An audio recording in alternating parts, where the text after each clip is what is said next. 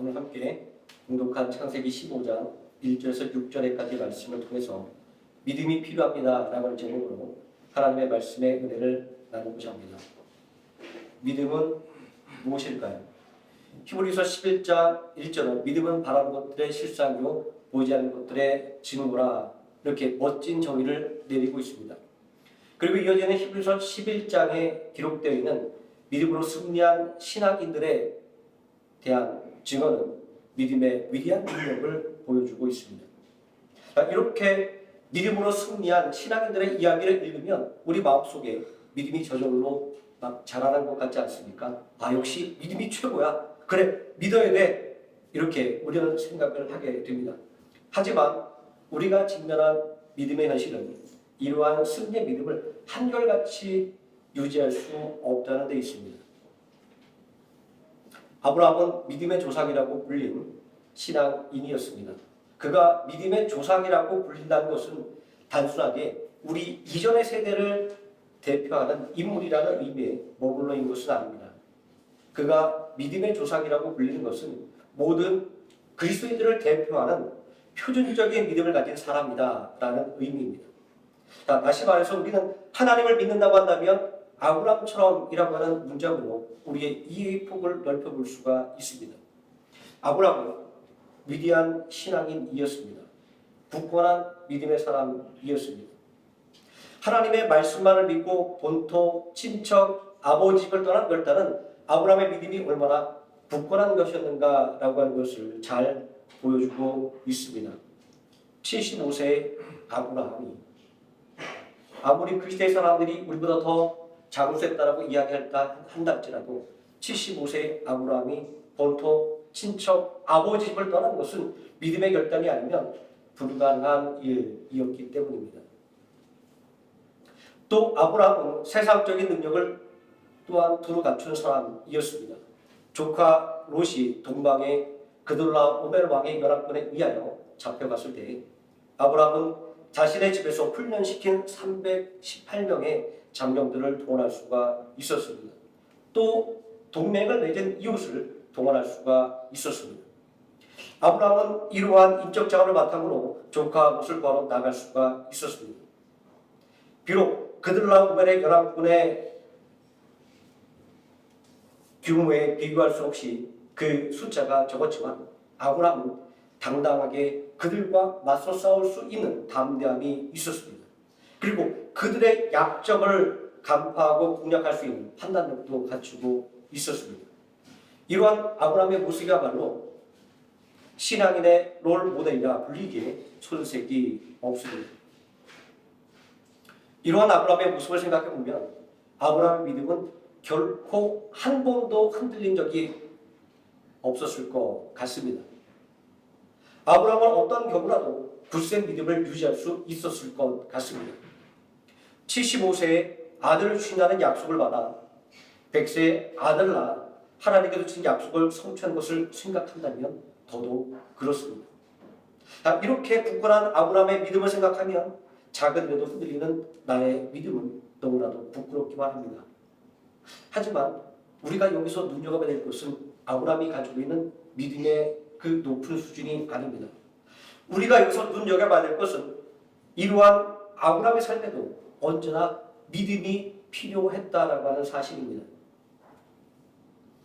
우리가 완벽한 믿음의 롤 모델로 인정하는 아브라함의 삶에도 두려움이라고 하는 인생의 문제가 어김없이 찾아갔기 때문입니다. 아브라함의 굳센 믿음도 두려움을 피해갈 수가 없었기 때문입니다. 창세기 15장 1절의 말씀은 아브라함이 큰 두려움에 빠져 있음을 증거하고 있습니다. 이후에 여호와의 말씀이 환상 중에 아브라함에게 임하여 이르시되 아브라함아 두려워하지 말라. 나는 내 방패요 너희 지극히 큰 상급이니라. 자, 우리는 이 말씀 속에서 이후에라고 하는 이 시간의 순서를 가리키는 이 단어를 통해서 그돌라오멜의 연합군을 무찌르고 조카 롯을 구한 이후에 아브라함을 찾아온 아브라함을 짓누르는 두려움이었다라고 하는 것을 짐작해 볼 수가 있습니다. 무엇이 아브라함을 저렇게 만들었는지 우린 정확하게 꼭 집어 말할 수는 없습니다. 그러나 말씀을 통해서 우리는 여러 가지들을 생각해 볼 수가 있습니다. 첫 번째는 나는 내 방패요라는 말씀에서 생각해 볼 수 있듯이 아브라함을 짓누르는 두려움은 그돌라 오멜의 연합군의 공격이었을 것입니다. 비록 그들의 연합군이 패배했지만 그들은 나라를 이었고 아브라함과 그의 동맹들은 한갓 작은 가문에 지나지 않았기 때문입니다. 자, 그러니 그돌라 오멜의 연합군이 복수를 위해서 쳐들어온다면 감당할 수 없었기 때문입니다. 또 두 번째, 너희 지극히 큰 상급이라는 말에서 생각해 볼 수 있듯이 아브라함을 짓누르는 두려움은 세상적인 성공에 대한 두려움이었을 것입니다.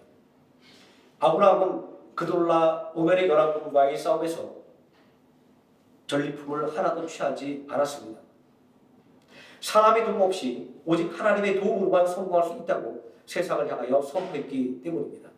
창세기 14장 22절 말씀에 내 말이 내가 아브라함으로 치부하게 했다 할까 하여 내게 속한 것은 실한 오랑이나 들매끈 한 가락도 내가 가져오지 아니하리라.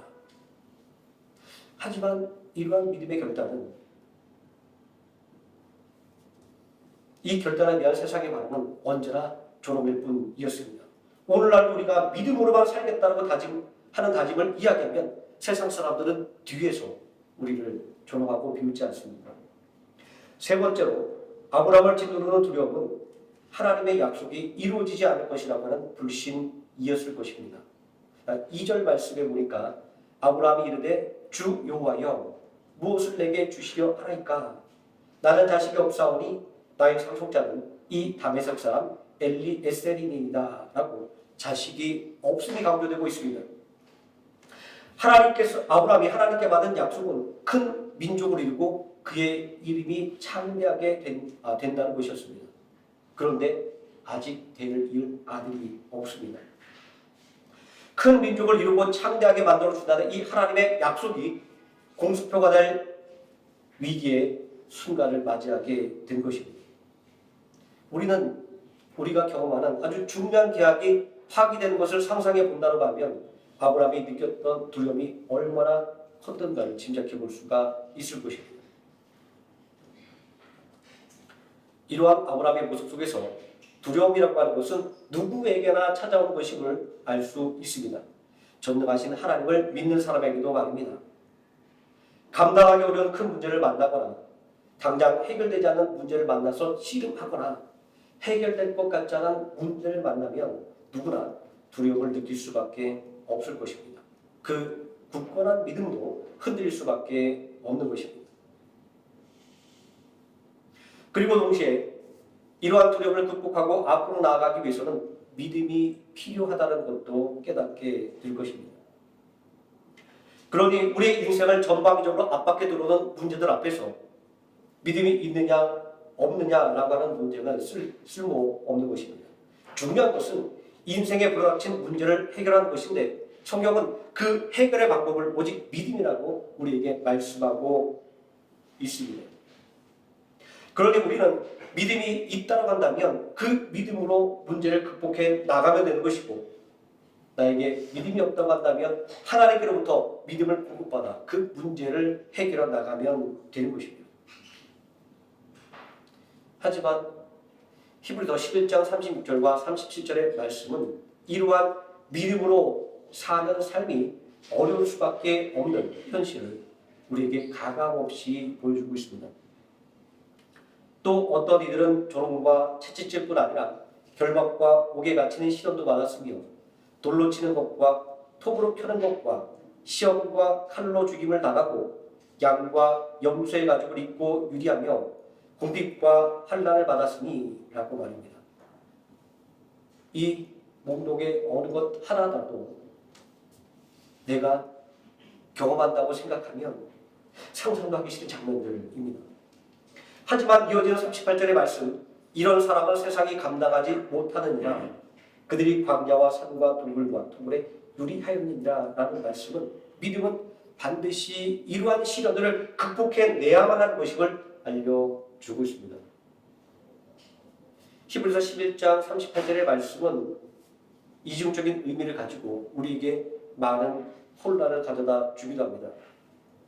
이런 사람은 세상이 감당하지 못하느니라는 말씀만 떼어놓고 본다고 한다면 믿음으로 사는 사람을 세상이 감당할 수 없다라는 의미입니다. 자, 믿음으로 모든 문제를 해결할 수 있다는 것은 아주 긍정적인 의미입니다.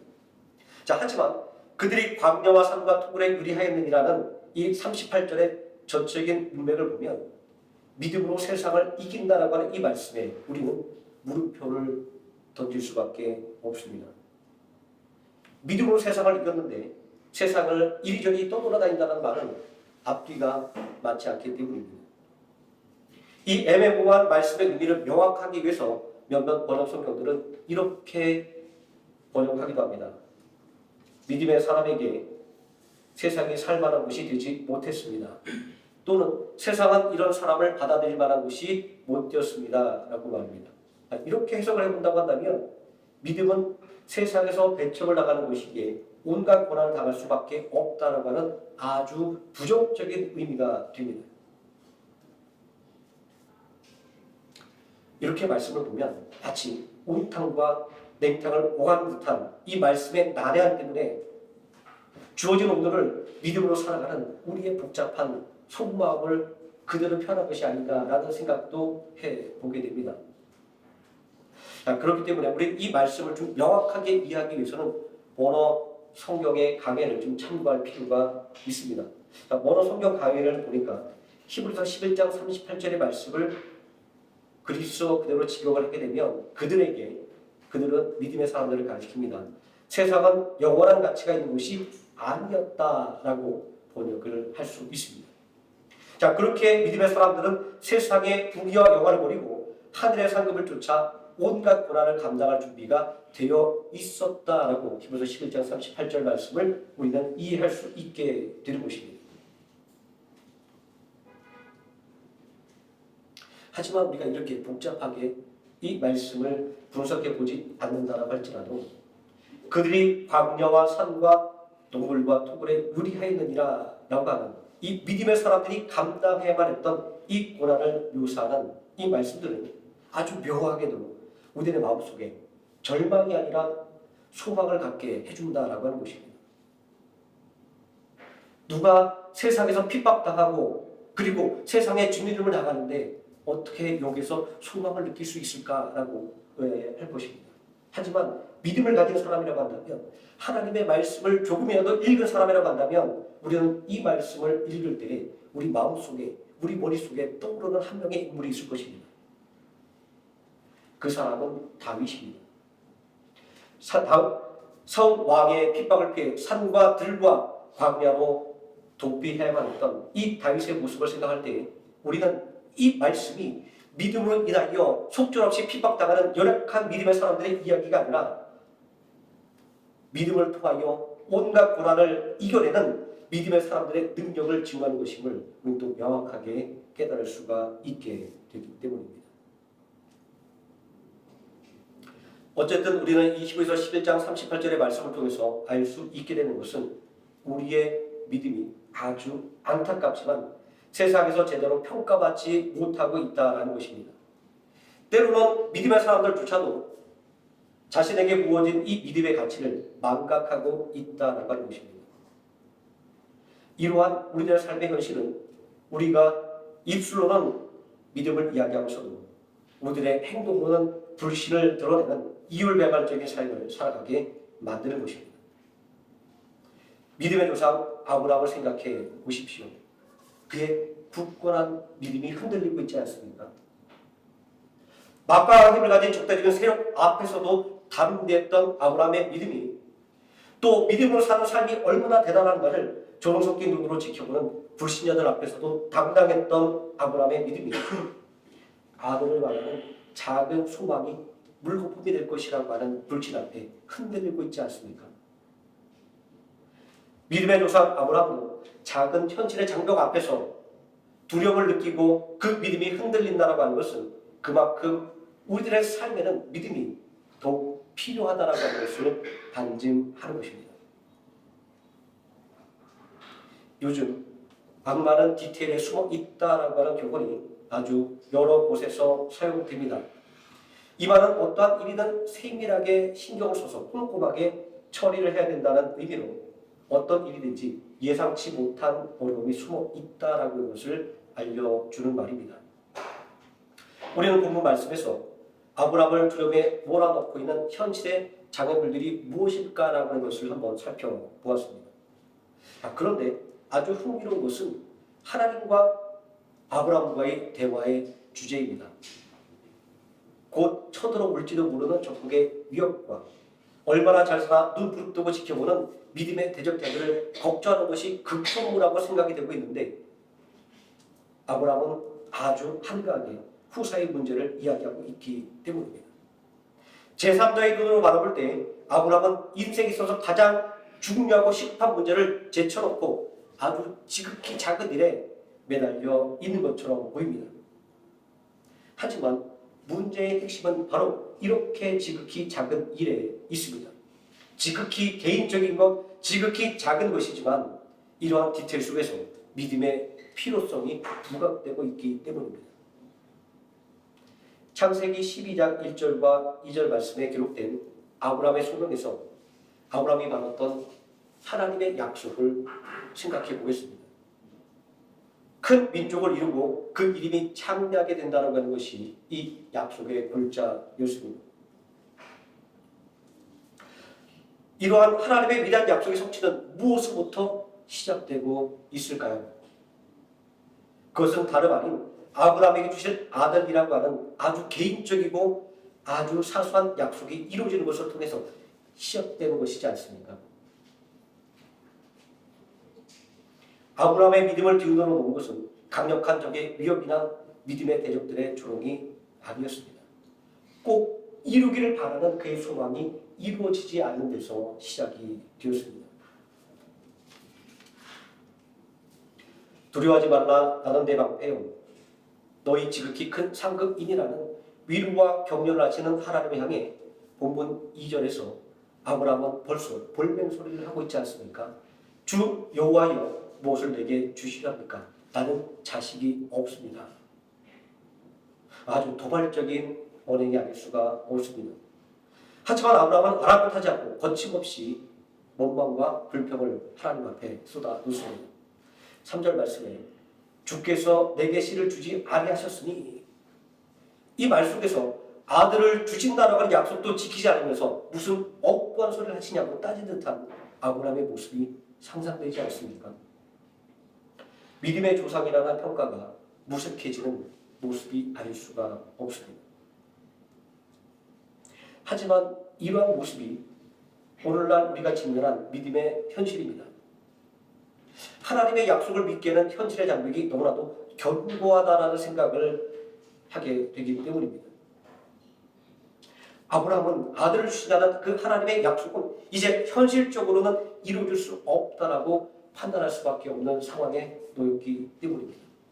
75세에 후사를 주신 것에 대한 약속을 받았지만 세월만 속절없이 흘러가고 있었기 때문입니다.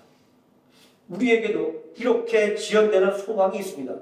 시간이 지날수록 하나님께서 이 기도만큼은 들어주지 않으실 것이라고 생각이 되는 기도의 제목도 있습니다. 이런 것들을 생각할 때 주께서 내게 씨를 주지 아니하셨으니 라고 하는 아브라함의 볼멘 소리가 우리의 입술을 비집고 나오지 않습니까? 하나님께서 내 기도를 들어주지 않았으니 라고 말입니다. 이렇듯 우리가 당면한 믿음의 문제는 엄청난 사건을 통해서 다가오는 것이 아니라 바로 이렇게 아주 작은 문제로부터 시작되는 것입니다. 그러니 언제나 우리에게는 믿음이 필요한 것입니다. 후사를 주신다는 하나님의 약속이 이루어지지 않을 것이라고 포기하는 마음이 문제가 되는 것은 아브라함으로 하여금 큰 민족을 이루게 하고 그의 이름을 창대하게 하신다는 비전까지 불신하게 만드는 것이기 때문입니다. 오늘 우리가 가지고 있는 그 소망이 속히 이루어지지 않는다고, 오늘 우리가 간절하게 하는 그 기도가 이루어지지 않는다고 우리가 그 기도를 포기하는 것이 큰 문제가 되는 것은 결국에 하나님께서 우리에게 주시겠다고 약속했던 그 모든 하나님의 약속의 말씀을 불신하게 된 데까지 이르게 되기 때문입니다. 그러므로 모든 이에는 절대적으로 믿음이 필요한 것입니다. 하지만 이러한 믿음의 필요성에도 불구하고 믿음보다 인간적인 판단이 앞서게 되는 것은, 이 말씀을 드리는 저는 늘 부끄러운 마음을 금할 수가 없습니다. 저도 문제 앞에서는 항상 하나님 앞에 기도하는 것보다 어떻게 이 문제를 해결할 수 있을까라고 하는 인간적인 생각과 판단이 먼저 앞서 달려나가기 때문입니다. 우리가 믿음보다 인간적인 판단을 앞서게 되는 것은 믿음보다 우리의 인간적인 판단이 더 그럴듯하게 보이기 때문입니다.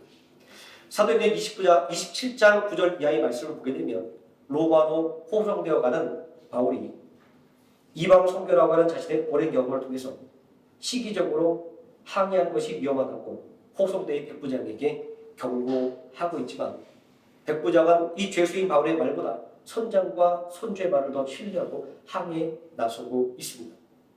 여기서 우리는 세상에서 믿음이 서 있는 위치를 알 수 있습니다.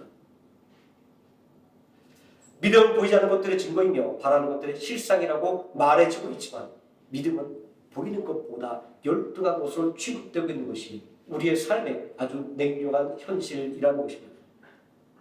특히 사도행전 27장 13절에 남풍이 순하게 불매 그들이 뜻을 이룬 줄 알고라고 하는 말씀은 우리가 믿음보다 인간적인 판단에 더 의존하는 이유를 보여주는 것입니다.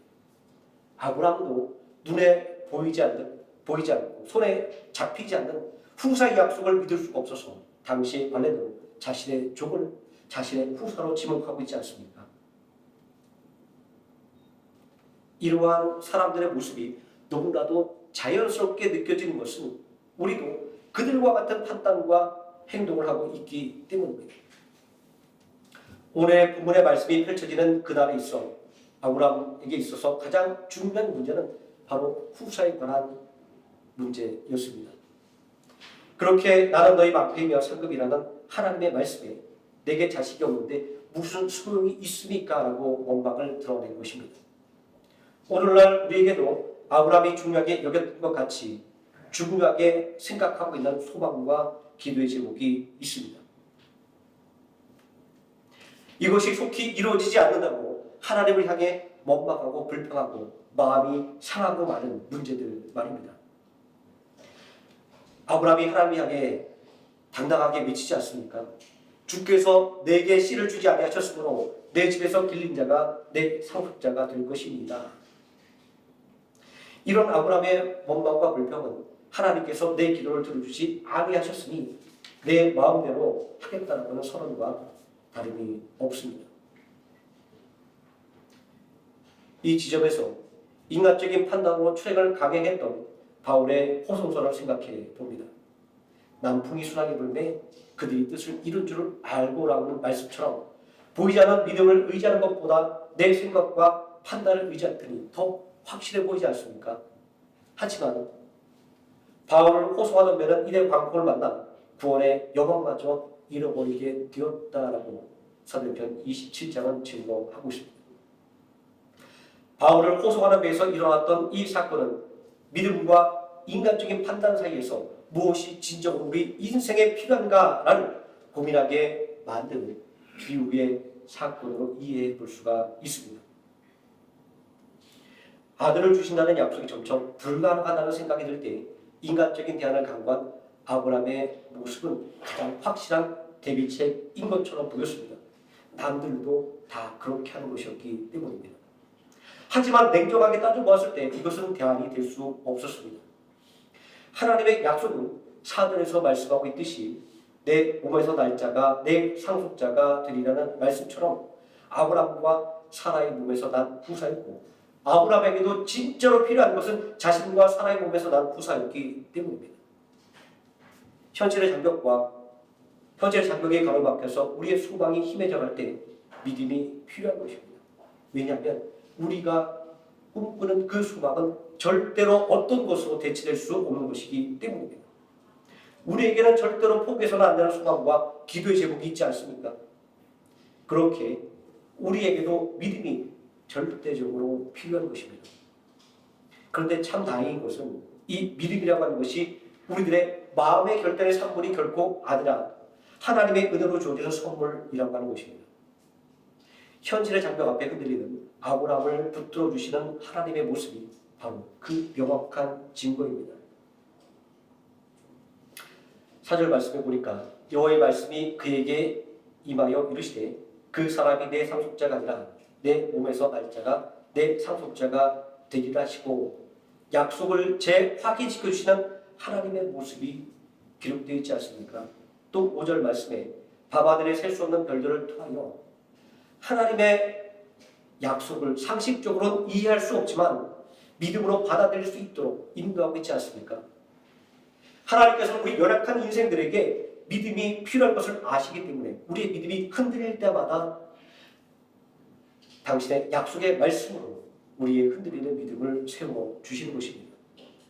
아브라함이 여호와를 믿으니 여호와께서 이를 그의 의로 여기시구라는 말씀처럼, 아브라함이 믿음의 조상이 될 수 있었던 것은 이렇게 하나님께서 그를 붙들어서 하나님의 약속의 말씀을 믿는 믿음 위에 세워주셨기 때문입니다. 그러므로 오늘날 우리에게 필요한 것은 획기적인 인간적인 방법을 강구하는 것이 아니라 하나님의 약속의 말씀에 대한 우리의 믿음을 다지는 것이 필요합니다. 왜냐하면 이 믿음이라고 하는 것은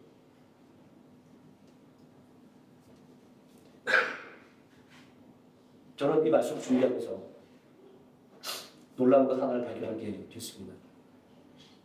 어떠한 주석과 어떠한 신앙의 서적에서 이야기하고 있는 것이 아니라 우리말 사전에서 믿음에 대해서 이렇게 정의하고 있는 것을 찾아보았기 때문입니다.